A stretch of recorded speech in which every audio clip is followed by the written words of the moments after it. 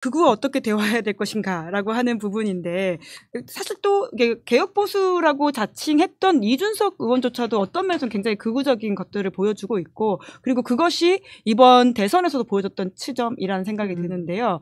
어떻습니까? 이준석 의원에 대한 특히나 젊은 남성들의 어떤 지지라고 하는 게 유튜브를 통해서 더 발현되고 있나요? 네, 저는 일단 오늘 말씀 들으면서 이 극우들이 굉장히 창의적이구나라는 생각을 했어요. 우리가 창의성 교육을 열심히 했는데 그 창의성을 굉장히 엉뚱한 데 사용을 하고 계시네요. 네, 우리가 사실 창의성조차도 결국에는 민주사회를 더 세우는 데 사용을 해야지 이 민주사회를 무너뜨리는 데 사용을 하시면 안 됩니다. 네.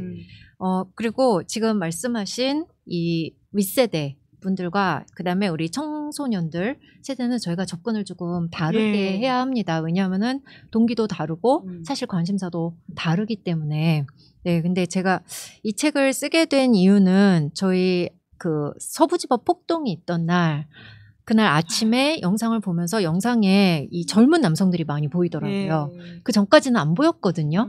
이게 집회 나가보고 그럼 잘 안 보였는데 그날 젊은 남성들 많이 보이면서 내가 옛날에 우리 애를 극우 유튜버에서 꺼내오지 않았으면은 우리 애도 지금 저기 있을 수도 있겠다라는 생각이 들어서 그 글을 쓰게 되었고요. 이 청소년 애들 같은 경우는 사실 요즘 이 말씀하시는 이 정치적인 이슈들에 굉장히 관심이 많습니다. 그래요? 관심이 많은데 문제는 그 전까지의 역사를 잘 몰라요. 그리고 지금의 그냥 이 권력 싸움 요거에 굉장히 매료가 되고 그다음에 저들이 하는 메시지가 이 아이들한테 좀 잘 먹힙니다. 단순해서. 네. 단순해서요? 단순해서. 어떻게 단순하게 접근합니까? 지금 아까 말씀하신 것처럼 뭐 부정선거다 하면은 모든 게 다 그냥 제로가 돼버리잖아요. 네, 그런데 부정선거라는 말 자체가 뭔가 좀 되게 멋있어 보이고 그 다음에 계엄도 사실 계엄을 이제 지지하는 이 청소년 애들은 계엄을 이제 낭만적이라고 표현을 하는데 이게 왜 낭만적이냐? 굉장히 단순하게 생각을 해서 낭만적인 거거든요. 자기가 지배자가 될 거라고 착각을 해요. 네, 이게 자기가 지배자가 아니라 내가 이거에 피해를 받을 수도 있다까지 생각을 하려면은 사실 굉장히 복잡한 생각을 해야 돼. 비판적 사고를 해야 되고 공감 능력도 있어야 되고.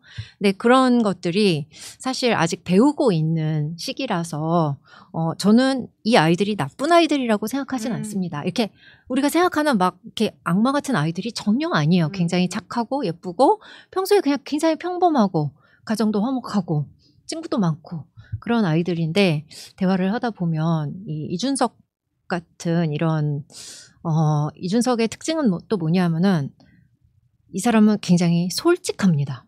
자기 마음속에 있는 그런 혐오적인 표현을 그냥 내뱉어요. 솔직이라고 포장하는 거죠. 네. 근데 그게 이 아이들한테는 굉장히 쿨하게 여겨집니다. 그래서 지금 이 김문수 쪽의 보수와 이준석 쪽의 보수가 조금 결이 좀 달라요. 네. 근데 우리 청소년 아이들은 김문수 쪽보다는 이준석 쪽 보수에 좀 더 가깝다고 저는 판단을 하고 있습니다. 네, 어떻게 보면 더 풀기 어려운 숙제라는 저 젊은 친구들을 위주로 그런 이야기가 있다면 특히나 이제 그런 어떤 뭐 사실 그 솔직함이라고 말하기보다는 우리가 사회에서 가지고 있는 규범과 규칙 그리고 예의라고 하는 부분들이 분명히 있을 텐데 그걸 꺼내 들었을 때 오히려 막 비난을 하면서 솔직하지 못하다라는 거 이야기한다는 거 아닙니까? 위선이라는 네. 위선이라고 해요. 매너, 예의, 그다음에 사회 질서 이런 것들이 우리가 어느 정도 우리 마음속에 있는 악함을 좀 숨기고 억누르고 그래야지 질서가 유지되는 건데 이 아이들의 눈에는 이게 거짓, 위선처럼 보이는 거죠. 그럴 때는 어떻게 대응해야 됩니까? 진짜. 저는 이게 민주주의 교육을 해야 돼요. 민주주의란 원래 솔직하지 않은 거야. 원래 좀 불편하고 원래 좀 어떻게 보면은 위선적이기도 해. 우리가 마음속으로 누가 미워도 그거를 행동으로 옮기지 않는 것이 민주주의야. 내가 저 사람을 사랑하지 않지만 그래도 저 사람한테 친절하게 하는 것이 이 사회의 질서를 유지하는 길이야 라고 아이들이 이해할 수 있는 수준에서 설명을 해줘야 하는데 지금 보시다시피 우리 어른들이 취재 나가보시면 알겠지만 어른들이 좋은 모범을 보이지 못하고 있습니다. 또 장윤성 기자께서는 딸을 키우고 있지 않습니까? 네네네. 또 이러한 고민의 결이 같으신지도 궁금하긴 한데요. 10대 남성 아이들 위주로 또 이런 극우 유튜브를 보는 쿨한 문화가 있다라고 한다면 저는 이제 지금 뭐 하나는 대학 다니는 아이가 예. 있고 하나는 고등학생 예. 이제 두 딸이 있는데 그 이제 제가 보기에 중학교 고등학교를 지나면서 그 여학생과 남학생 간의 갈등이 극단적으로 대립이 되는 것 예, 같아요. 예. 그래서 그 이제 남학생들 같은 경우에는 어떤 피해 의식이 있냐면 선생님들은 여자애들만 좋아해. 선생님들은 여자애들만 얌전하다고 생각해. 그래서 우리는 교실 안에서 불이익을 당하는 거야. 이런 거죠. 남자애들 막 까불고 놀고 막 이러고 있는데 여자애들은 가만히 앉아서 공부하고 있고 막 이러잖아요. 그럼 선생님 입장에서는 당연히 얌전한 애들이 더 쉽지 않습니다. 지도하기가. 근데 남학생들 입장에서는 그게 불이익이고 불공평하고 나에 대한 차별이라고 생각하는 거예요. 근데 사회적으로는 여성이 차별받고 있다고 그런 보도가 많잖아요. 예. 페미니즘 막 이런 게 나오면서. 근데 사실 이거는 유리천정 우리 너무 엄존하는 성차별의 여지. 데이터로도 존재하죠. 예, 존재하고 예. 임금으로도 존재하고 그다음에 고위직으로 가는 여성의 비율을 보더라도 그렇고 이건 있는 거예요. 근데 이것보다 당장 본인들에게 어떤 생각을 하냐면 교실 안에서 나는 차별받고 있고 이거 역차별이고 그렇기 때문에 무찔러야 하는 어떤 적의 개념으로 여학생들인 거죠. 그리고 요새 시험을 보면 뭐 사법시험도 그렇고 뭐 무슨 행정고시도 그렇고 전반적으로 이 성적들이 여학생들이 굉장히 좋다는 거예요. 그래서 이제 이런 측면에서 보면 남학생들이 갖는 어떤 상대적인 박탈감 뭐 이런 게 있는 것 같고 그러니까 이런 것들이 잘 해소되지 않는 가운데 이준석이라는 정치인이 여성에 대해서 얘기하고 장애인에 대해서 얘기하는 게 일정 정도의 어떤 해방감과 해가를 주는 거죠. 그러면서 이 사람들이 쭉 모여있는 데가 어디냐면 그런 극우 커뮤니티인 거예요. 그러니까 거기서는 막 온갖 얘기들을 다 올리면서 일종의 해우소 기능을 하는 거죠. 그러니까 거기서는 자기들끼리 너무 막 행복하고 내가 학교에서 이런 일을 당했는데 어머 그랬어요. 응원 막 이렇게 되는 거예요. 그래서 이런 걸 겪다 보니까 어떤 현상이 생기냐면 그 여학생들은 남학생들을 증오하고 남학생들은 또 여학생들을 증오해요. 네. 그러니까 여학생들은 남학생들을 무시하고 또 남학생들은 여학생을 적으로 생각하고 이러니까 일종의 이제 공동체에서 여성과 남성이 서로 함께 연대하고 문제를 해결하고 뭐 이렇게 가는 것이 아니라 그냥 적대적 관계로 계속 10대, 20대를 보내는 거죠. 예. 근데 그러다 30대가 돼서 회사에 들어오면 회사 안에서도 무언의 그런 차별이 있다고 생각을 하는 예. 것이고 그런 커뮤니티나 이런 데서는 적극적으로 활동하면서 회사 안에서는 자기를 숨기고 있고 그런데 어머 생각해보니까 119 법원 폭동 때 보니까 치과 의사도 나가 있고 증권맨도 나가 있고 이런 거죠. 그걸 보면서 우리 사회에서는 세상에 어떻게 저럴 수가 있어. 어떻게 법원을 때려부신다는 생각을 해. 이런 생각을 하는 거지 않습니까? 근데 그들은 극단적인 우익 생각을 가지고 이 정도는 할 수 있고 우리 뒷배는 대통령 윤석열이야. 이렇게 생각을 하니까 감행하는데 용기와 자신감이 붙는 거예요. 근데 그 이후로 이게 줄어든 이유는 실제로 구속자가 굉장히 많아지지 않았습니까? 그걸 보면서 아 이거 진짜 하면 안 되겠구나라고 해서 윤석열 뭡니까 헌법재판소에서 탄핵 심판 이후에는 의외로 집회가 에너지가 좀 에너지가 많이 줄었다. 이제 이런 얘기들을 하더라고요. 그래서 좀 길게 설명을 드렸는데 종합하면 저는 앞서 이제 그 교수님께서 민주주의 교육을 반드시 해야 된다라고 하셨는데 저는 적극 동의합니다. 우리가 과도하게 국영수 중심으로 입시 교육만 하고요. 실제로 한국 사회에서 꼭 필요한 교육을 안 하고 있어요. 민주주의, 여성, 평화. 인권 이 네 가지 교육을 굉장히 소홀히 하고 있다. 근데 삶에서 진짜 중요한 게 이 네 가지거든요. 근데 이 네 가지는 싹 빼놓고 야 지금 1점이 떨어졌는데 네가 지금 뭐 하는 거야 지금 놀고 있게 생겼어? 막 게임 그만해! 막 이제 이렇게 되는 거예요. 그러니까 저는 이제 이런 사회 질서를 이재명 정부가 저는 목적의식적으로 바꿔야 된다. 그래야 생명 경시 풍조도 없어지고 노동 존중 사회로 갈 수 있고 저는 더 나은 민주주의로 갈 수 있다 이렇게 생각합니다. 말씀. 아니 그래서 교육부 장관을 빨리 뽑아야 될 텐데. 네, 지금 공석입니다. 김수혁 기자는 30대 남성일 텐데 그리고 그 앞서서 사실 서부지법 폭동도 굉장히 오랫동안 취재를 하지 않았습니까? 네. 그러니까 이러한 장윤선 기자가 봤던 그 서부지법 폭동에서의 그 피의자들, 피고인들, 지금 치과의사라든지 이런 사람들의 특징이라고 하는 게 좀 동의를 하시는지 궁금합니다.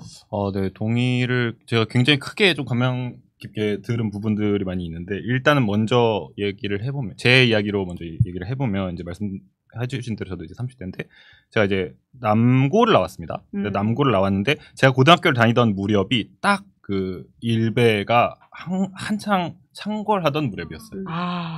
그래서 학교에 거기다 심지어 이제 남고니까 정말 막 그런 그 인터넷상에서 하는 이야기들을 육성으로 막 고래고래 소리를 지르고 다니는 애들이 막 많은 그런 문화였는데 그런 와중에도 근데 안 하는 애들은 안 했죠. 그랬는데 그럼에도 불구하고 뭐라 그래야 될까요? 이런 위선에 대한 경멸, 위선보다 차라리 위약이다. 이렇게 그게 차라리 더 쿨한 거다. 이렇게 하는 이런 코드 자체는 저희 또래 문화의 코드 공통된 코드였던 것 같아요. 일배를 하지 않는 친구들이라고 하더라도 그러다 보니까 이게 어떻게 보면 이제 조금 부드럽게는 그냥 이렇게 좀 낯간지러운 것들에 대한 거부일 수도 있겠지만 가다 보면은 말씀해주신 것 같은 여성주의라든지 인권이라든지 평화라든지 민주주의라든지 우리 삶의 사회를 유지하는데 꼭 필요한 것들에 대한 이런 가치에 대한 이야기를 하는 거에 좀 약간 염증을 내게 되는 그런 문화가 좀 생기게 되는 것 같고요. 사실은 제가 이제 서부지법에서 취재를 다니면서는 제가 어쨌든 그분들은 이제 피고 인석에 계시고 저는 방청석에 앉아서 이렇게 보니까 근데 이분들이 아직 뭔가 이렇게 상황 파악을 제대로 못하고 있는 것 같다라는 느낌을 받을 때가 한 번씩 있긴 있어요. 그러니까 자꾸 뭔가 이렇게 그러니까 내가 지금 뭐라 해야 될까 되게 굉장히 좀 좋은 직장을 가지고 있고 좋은 학교 나와가지고 미래가 창창한 사람이고 이런 것들을 자꾸 어필하려고 하는데 그렇게 하면 문제가 해결될 거라고 아직 생각하고 있는 건가? 양형 사유에 본인이 앞으로 사회에 가서 엘리트가 될 것이니까 이것을 잘 봐달라. 너무나 그런 식의 이야기를 한다고요? 너무나 당당하게 사회에 나가서 이 사회의 동량이 되겠습니다. 사회를 바른 길로 이끌어가는 일꾼이 되겠습니다. 이런 식의 이야기를 하시는 분들이 계세요. 그러면 듣다 보면 저분이 지금 무슨 얘기를 하고 계시지? 이 상황이 지금 그런 상황이 아닌데 무슨 얘기를 하고 계시는 거지? 이런 생각이 드는 거죠. 근데 제가 생각해 보면 아까 저희 장윤선 선배 말씀하신 거에서 제가 느낀 것이 어느 순간에는 이제 그 어떤 또래 문화, 약간 유독한 또래 문화 사이에 있더라도 나이가 들면 이제 거기서 나와서 나와 다른 어떤 백그라운드를 가진 사람들과 교류하면서 뭔가 바뀌게 되고 이런 게 이제 통상적인데 이 인터넷 커뮤니티 문화가 이 우리를 계속 뭐라 해야 될까 교실 안에 가두고 있는 작용이 있는 것 같아요. 그러니까 계속 나랑 비슷한 사람들, 계속 내 또래 나랑 비슷한 생각을 가지고 있는 사람들이랑 학교를 졸업한 다음에도 계속 소통할 수 있는 거죠. 그러니까 그런 영향이 좀 있는 것이 아닌가 2030 세대의 극과에 그런 생각을 좀 해보게 됐습니다. 그러니까 교수님, 그러니까 이런 경우에는 사실 그러니까 대화를 많이 하고 토론을 해야 된다는 게 맞는 말이면서도 가능한가? 약간 이런 생각이 들거든요. 그러니까 어떻게 해야 될까요? 네, 이게 어차피 하루아침에 되는 게 아니에요. 그리고 이 민주주의 교육이라는 게 얘야 민주주의는 중요해. 또 민주주의 안 하면은 죽어. 이렇게 해서 되는 게 아니잖아요. 민주주의 교육이라는 거는 우리의 라이프 스타일로 드러나야 되거든요. 가족의 문화가 그래야 되고 학교의 문화가 그래야 되고 전체적으로 봤을 때는 우리 사회가 민주적이어야 하고 그다음에 지금 저는 이제 우리 사회 이런 문제들이 일어나는 이유가 하나의 원인이 있는 건 아니지만 그중에 하나를 꼽자면은 저는 교육학자다 보니까 우리의 입시 제도가 굉장히 큰 역할을 하고 있다고 생각을 해요. 왜냐하면은 이 입시 제도 때문에 그러니까 입시와 교육을 저는 좀 다르게 보고 있어요. 근데 입시 제도 때문에 모든 사람이 서로가 다 경쟁자고 서로가 다 적인 거예요. 정글이에요. 네, 서로 다 자기가 이기지 않으면은 그러니까 아까 오징어 게임 말씀하셨는데 자기가 이기지 않으면 자기가 죽는 거예요. 그러다 보니까 근데 보니까 우리 학교에서 여자애들이 상도 다 받아가고 공부도 잘하고 대학도 더 좋은 대학 가고 뭐 내는 거 있잖아요. 그 같이 프로젝트 하는 거. 그거 너무 여성들이 잘한다는 거예요. 네. 그리고 점수 많이 받아가고. 그러다 보니까 남자애들 안 껴주고 여자애들이. 근데 저 아들도 있고 딸도 있는데 그러시군요. 네. 제가 여자애들이 왜 남자애들 안 껴주는지 너무 이해가 돼요. 네.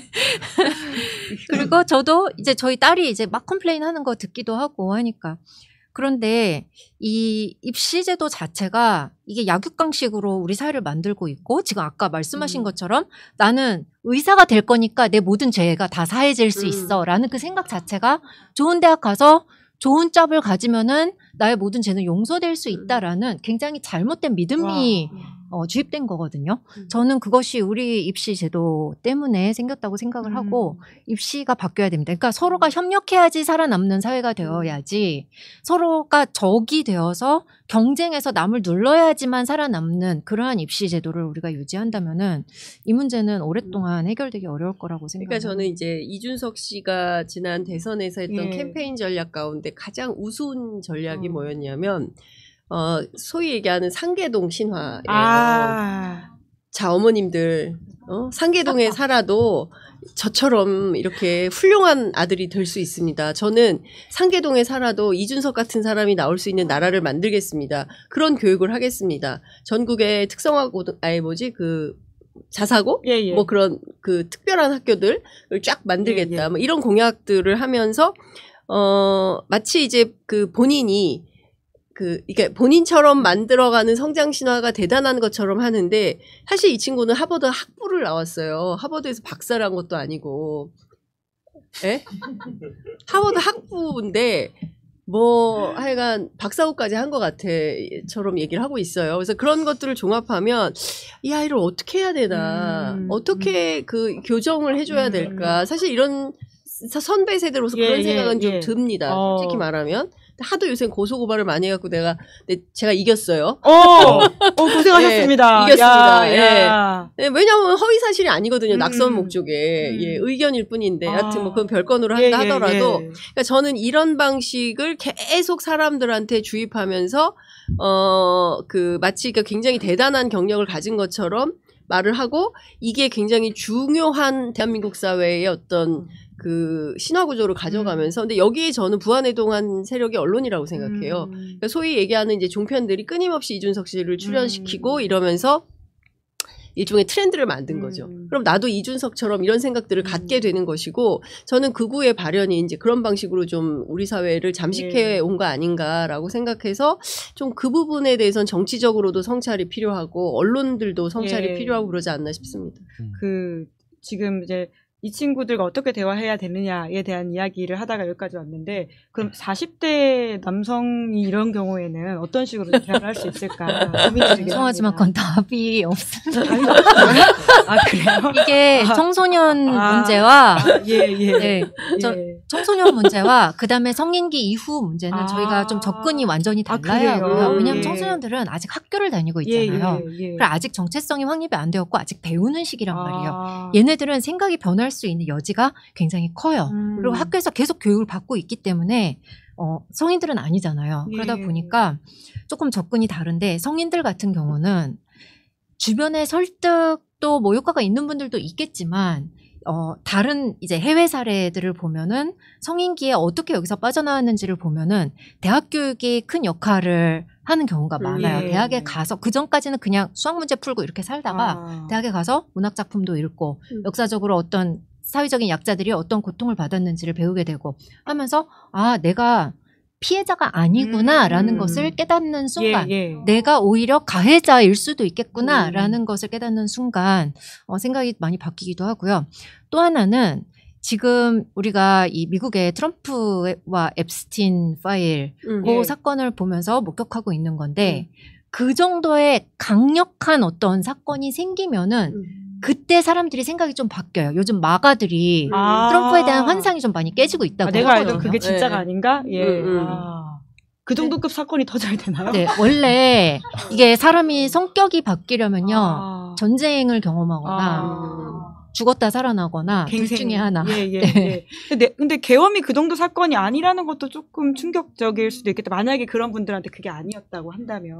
근데 만약에 계엄을 우리가 막지 못하고 더 진행이 되어서 정말 끔찍한 일들이 일어났다 하면은 지금 또 양상이 달랐을 수도 있을 것 같아요. 완전히 극우 파쇼의 사회로 갔겠죠. 그때 우리가 지금 생각해보면 어마어마한 걸 한 겁니다. 그런 차원에서. 그렇죠. 6개월 동안 온 국민이 진짜 전 대한민국 국민들 대단하다. 전 세계에서 가장 위대한 민주주의를 하고 있다라고 생각을 하는데도 이렇게 쭉 문을 열어보면 우리 안에 이런 상처가 많고 골마 터져 있는 요소가 있으니 저도 그 핵심 근원에는 입시제도가 있다고 생각하고 이 무한 경쟁의 시스템을 바꾸지 않으면 안 되는데 그 보면 우리가 너무 황당하잖아요. 지규현 판사, 그죠? 그리고 또 조희대 대법원장 예. 얼마나 기가 막힙니까? 예. 근데 이제 그런 사람들이 소위 얘기하는 법조 엘리트들이 카르텔을 형성하고 있으면서 윤석열을 봐주잖아요. 예. 구속 취소로 풀어주고 그렇죠? 그다음에 말도 안 되는 뭡니까 재판 기일을 땡겨서 예. 조희대 대법원장이 파기환송심. 유력한 대선 후보를 교체하기 완전히 투표지에서 후보를 없애려고 파기환송으로 유죄 취지의 파기환송을 해버리고 이런 일들이 벌어진단 말이에요. 이건 민주주의 파괴자들이거든요. 근데 이 사람들 어떻게 강제할 도리가 없는 거예요. 근데 우리 질서가 이렇게 짜여져 있는 거죠. 굉장히 오랫동안 친일과 군사 독재를 제대로 잘 처리하지 못하고 하지 못한 탓에 지금까지 그 후과를 치르고 있는 것이다. 그래서 저는 이번에 확실하게 내란 청산을 하고 이 내란 사건에 대한 특별재판부를 통해서 분명하고도 바르게 확실하게 정돈을 하지 않으면 또 우리는 이런 반동에 시달릴 수밖에 없는 사회가 된다라는 생각이 좀 들어서 저는 극우를 없애려면 이 내란을 잘 극복하는 게 최우선의 과제다라는 생각이 좀 듭니다. 네. 저는 그 지규현 판사가 이제 막 풀어주고 자기들끼리 자기들한테 유리하게 하는 것을 보면서 아 이래서 사람들이 다 서울대 법대를 가려고 했구나. 이래서 사람들이 다 검사 그다음에 판사가 되려고 했구나. 라는 것을 오히려 이해를 하게 되었어요. 이게 결국에는 교육 최종 학벌이 권력이 되는 거예요. 근데 그 권력을 자기가 마음대로 휘두를 수 있기 위해서 공부를 하는 거였더라고요. 그래서 우리들이 변하지 않으면은 우리가 우리의 자녀들한테 학벌이 권력 아니야라고 말을 할 수가 없어요. 정말 중요한 포인트를 짚어주신 것 같은데 지기현 부장판사도 재판을 또 우리 쪽 김수혁 기자가 취재를 하고 있는데요. 또 지기현 부장판사의 좀 독특한 지점들을 굉장히 잘 저희한테 알려주셔서 혹시 좀 지판사의 독특한 점 알려주실 수 있는지. 근데 너무 갑작스럽기도 하죠. 기회가 돼 보시면 한번 가서 꼭 보셔야 돼요. 그게 거의 재판이 아니라 지규현 쇼거든요. 이제 진행을 많이 한다. 거의 약간 레크레이션 강사스러운 톤으로 일단 재판을 전반적으로 진행을 하시고 제가 이제 가서 왕정을 했을 때 너무나 웃겼던 게 뭐였냐면 당시 이제 증인으로 나오셨던 분이 김영군 대령이었던가 그분이 이제 증언 마치고 그날 이제 다음 출석 기일을 조정을 하려고 이제 막 얘기를 주고받고 있었는데 증인분이 화장실을 잠깐 가셨다가 화장실에 핸드폰을 두고 오신 거예요. 그래가지고 안절부절 못하고 있으니까 이 지간 재판장이 뭐 불편하세요 이렇게 물으니까 핸드폰을 화장실에 두고 와가지고 그러니까 그러면 얼른 가서 가져오셔야죠. 얼른 가세요. 말하면서 막 보내세요. 그러면서 근데 아마 법원이라서 누가 훔쳐가진 않았을 거예요. 막 이러면서 그러니까 말투가 이런 식이세요. 굉장히 우리 새내기 기자님이 성대모사가 지기현 부장판사 목소리를 제대로 못 들어봤는데도 뭔지 알 것 같아요. 알 것 같아요. 그리고 재판정 안에 재판정 안에 들어가는 좀 쓸데없는 말씀을 많이 좀 하시는 편인 것 같은데 이제 그러면서 또 혼자 중얼거리는 말도 있었다면서요. 끝나기 직전에 이제 재판이 이제 다 정리되고 끝나기 직전에 근데 우리 증인이 핸드폰을 찾으셨을라나? 다음에 오시면 여쭤봐야 되겠다. 그러니까 속에서 한 말을 법정 중앙에 앉아가지고 법대에서 저렇게 중얼중얼거리듯이 모두 듣게 하신다는 거예요. 그래서 굉장히 좀 독특한 캐릭터긴 하다. 이런 생각이 좀 들어서. 기자님 가셔서 지기현 판사 법대위에서 내려오면 기다렸다가 룸사롱 사건 어떻게 된 건지 그것 좀 물어봐 주세요. 근데 굉장히 유려하게 말씀하실 것 같아요. 그러니까 말이 막히는 분은 아닌 것 같다. 김수혁 기자 얘기를 전해 들어보면. 아마 삼겹살과 소주 얘기를 하시지 않을까. 시간이 벌써 이렇게 되었는데 저희가 마무리로 말씀을 좀 여쭤볼 게 있긴 한데 그래도 저 제작진이 좀 궁금하다고 하는 게 그러니까 아드님은 극우 유튜브에서 이제 구출을 해오셨다고 했는데 그 이후에 그 친구들과의 관계라고 할까요? 왜냐하면 10대 남성들은 보통 이제 또 여전히 이런 문화에 좀 젖어 있다라고 한다면 어떻게 좀 지내시는지.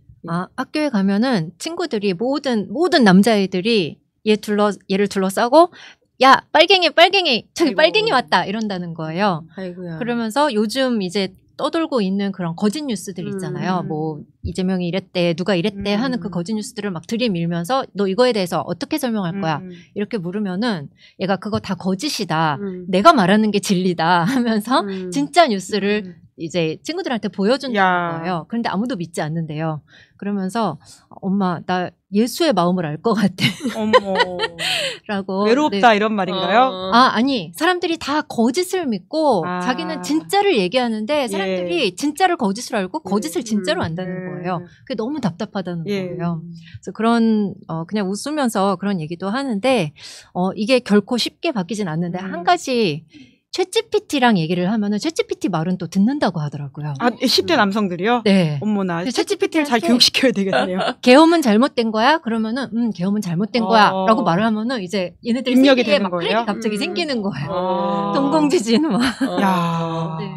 딥러닝을 챗GPT한테 그러네요. 시켜야 되겠다라는 네. 민주주의 교육을 챗GPT 시켜야 되겠네요. 야, 저 오늘 많은 꿀팁들을 주셨는데 이제 그래도 내 주변의 생각이 다르거나 혹은 사실 생각이 다른 것이 문제가 아니죠. 그러니까 혐오와 극단주의적인 생각을 하시는 분과도 공존해야 한다면 어떻게 대화할 수 있을지를 좀 팁을 주시면서 마무리 보면 좋을 것 같습니다. 네, 일단 상대방의 이야기를 들어주고 왜 그런 생각을 하게 되었는지 좀 공감을 하는 게 중요하고 그다음에 상대방을 악마화하지는 말아야 된다. 왜냐 악마화하면은 답이 없어요. 풀 수가 없어요. 그래서 그리고 이렇게 공감 대화를 하면서 네가 틀렸어라고 이렇게 강하게 반대되는 증거를 내밀기보다는 아 너는 그렇게 생각할 수 있구나. 그런데 내 경험은 이랬어. 그래서 예를 들면은 여성 전용 주차장이 있어서 나는 이런 점이 되게 안전하다고 느꼈어. 그러니까 그게 너에 대한 역차별이 아닐 수도 있어. 이런 식으로 개인적인 스토리로 설득을 하는 것이 훨씬 더 부드럽고 잘 먹혀들고 그 다음에 그 외에 나머지 제가 여기 그 7개 건강한 대화법 7개명이 있는데 앞에 4개는 이제 프로세스고 뒤에 3개는 어떤 태도인데 우리가 지적인 겸손함을 우리 부모님들도 선생님들도 지적인 겸손함을 유지를 해야 된다면 모르는 거는 모른다고 얘기하고 더 찾아봐야 될 것은 더 찾아봐야겠다 하고 같이 찾아보고 그리고 생각해 볼 시간을 아이한테도 주고 나도 갖고 그런 것이 필요하다. 라는 말씀을 드리겠습니다. 네, 진짜 고객인 책이 있으니까 사서 보시라라는 말씀을 드리면서 두 분한테도 마무리 말씀 좀 여쭙겠습니다. 김수혁 기자 오늘 처음 출연하셨는데 혹시 좀 빠뜨렸거나 준비해왔는데 못한 이야기가 있으면 마무리를 해주시겠어요? 아니요, 뭐 준비했는데 빠뜨린 얘기는 없는 것 같고요. 근데 이제 지금 요 7개만 보니까 일단 들어보자. 요게 굉장히 좀 마음에 와닿습니다. 제가 그 당시에 이제 모스탄 대사가 왔을 때 그 교회 옆자리에 같이 앉아 계시던 어머님하고 굉장히 오랜 시간 대화를 나눴는데요. 일단 들어보셨군요. 네, 그랬는데 그분이 이제 나중에 가서 하시는 말씀이 뭐냐면 따님이 계시는데 저한테 지금 한 큰 눈아빠를 되시는 것 같아요. 근데 따님이 계시는데 따님은 이런 얘기를 절대 하지도 못하게 하신다는 거예요. 일단 따님과 정치상대부터가 다르고 말을 꺼내지도 못하게 하신다는 거예요. 그래서 근데 제가 이제 듣고 있으면은 물론 이제 힘든 일이겠죠. 그 따님 분에게는. 그렇지만 한국 사람들에게 가족과 대화를 한다는 게 물론 쉽지 않은 거라는 걸 저도 잘 알지만 가족과 진지한 대화를 한다는 게 쉽지 않다는 걸 저도 알지만 근데 심지어 정치적인 걸로 진지한 대화를 한다? 저도 잘 쉽지 않다는 걸 알지만 그래도 여기 적어주신 대로 계속 듣고 또 끊임없이 좀 한 번씩 짧게라도 주변의 분들에게 이제 말을 좀 걸어주셨으면 좋겠다 생각하게 됩니다. 네, 장 기자님도? 근데 저는 사실은 저희 세대는 진짜 그 학교 다닐 때부터 막 최루탄 그런 걸 마시면서 그 민주주의가 그 체내화돼 있던 세대예요. 그러니까 대학에 가도 뭐 교수님들이 가르쳐주지 않았어요. 근데 자기들끼리 이제 책 보고 도대체 대한민국의 현대사가 어땠던 거야, 뭐가 문제야, 뭐 이런 것들에 대해서 토론하고 뭐 공부하고 같이 술도 마시고 뭐 같이 어울려서 잠도 자고 그리고 밥도 너는 뭐 계란말이 싸웠으면 나는 김치 싸우고 이래가지고 다 같이 풀어놓고 먹고 뭐 부자든 가난하든 그런 게 별로 없었던 시대를 살았어요. 응팔 뭐 이런 시대예요. 그런데 지금은 그 지역별로 너무나 그 벽이 있잖아요. 그러니까 뭐 강남의 대치동에 사는 친구들과 그 다음에 저기 그 경남의 창녕에 사는 친구들은 소통이 안 되는 거예요. 왜냐하면 단어도 다르고요. 우리 동네는 스터디 카페라는 게 없는데 대치동의 아이들은 스터디 카페에서 공부를 한대. 그게 도대체 어떻게 생긴 거야? 그러니까 문화적으로도 차이가 너무 큰 거죠. 그러니까 큰 틀에서 보면 대한민국은 극단적으로 갈라져 있는 양극화가 너무 심각하고 그것이 단순하게 부의 문제뿐만 아니라 문화적으로도 사회적으로도 학습에도 다 차이가 있는 겁니다. 근데 이걸 어떻게 극복해야 되냐? 진짜 많은 일이 있고 극단적으로 우리가 보면 어젠가요? 오늘 발표된 OECD 결과를 보면 여전히 우리가 자살 1위거든요. 이재명 대통령이 가장 관심 있어 하는 게 너무 우리 국민들 많이 죽는다. 일하러 갔다 회사에서 죽어서 퇴근 못하고, 그죠? 그리고 자살하고, 그리고 어린아이들 너무 많이 죽고, 이런 문제들을 어떻게 해결해야 돼? 총체적 난국이에요, 솔직히. 지금 우리가 계엄할 때가 아니고, 이 문제들을 어떻게 풀어야 되는지에 대한 해법을 내야 되는데, 이 복판에 윤석열 내란수계가 계엄을 해가지고, 완벽하게 백도를 했다가 다시 또 우리가 주춤 새로운 사회로 가려고 노력을 하는 중인데 저는 청년들의 문제를 어떻게 할 거냐. 지금 고립 청년 100만 시대 아니겠습니까? 문장구고 안 나와요. 집 밖으로. 엄마들이 막 미치는 거죠. 우리 애가 좋은 대학 나와가지고 군대 갔다 왔는데 집 방문을 안 여네. 어떻게 해야 되냐. 이제 이런 고민들을 하는 거예요. 이 문제를 우리가 어떻게 풀어야 되느냐. 저는 근데 사회적인 대화. 저는 햇볕 정책, 김대중 대통령의 햇볕 정책이 진짜 중요한 정책이라고 생각하는데 이게 비단 남북관계뿐만 아니라 우리 사회 안에서도 이게 그 교수님 첫 번째 그냥 일단 듣자 경청 그리고 대통령도 경청하신다는 거잖아요. 그러니까 그런 차원에서 좀 새로운 해법을 만들어야 되지 않을까라는 생각이 좀 들고요. 그리고 공허할 것 같아요. 이 방송을 듣는 많은 분들이 좋은 말씀 많이 주셨는데 그러나 현장에 가보면 벽이 느껴진다. 그렇거든요. 실제로 그렇지 않습니까? 그래서 이것을 바꾸는데 저는 아주 혁명적인 제도개혁이 필요하다. 저는 그런 생각이 좀 듭니다. 그러니까 모든 거를 드러내놓고 바꾸지 않으면 굉장히 이율배반적인 사회가 될 수 있겠다라는 생각이 좀 들고 일단 엘리트 사회를 깨부수는 것, 사법, 검찰, 언론 이런 부분들을 다 깨부숴서 좀 뭔가 좀 제대로 한국 사회가 돌아갈 수 있게 작동될 수 있도록 진실이 좀 다가갈 수 있는 그런 제도 개혁이 있었으면 좋겠고 저는 이재명 대통령이 그 1번이 됐으면 좋겠다. 실천하는 1번. 제도가 반드시 같이 바뀌어야 된다라고 하는 지적까지 해주셔서 오늘 정말 알찬 방송이라고 댓글에 많이 달려 있어가지고 저희가 고민해봐야 될 것들을 많이 던져주시기도 했고 또 어떻게 해야 될지도 알려주셔가지고 앞으로도 계속 이 이야기들을 마음에 품고 살도록 하겠습니다. 세 분 감사합니다. 고맙습니다. 김은재 뉴스인 7월 31일 준비한 방송 여기까지고요. 오늘 방송 재밌게 보셨다면 구독, 좋아요, 알림 설정 부탁드리겠습니다. 고맙습니다.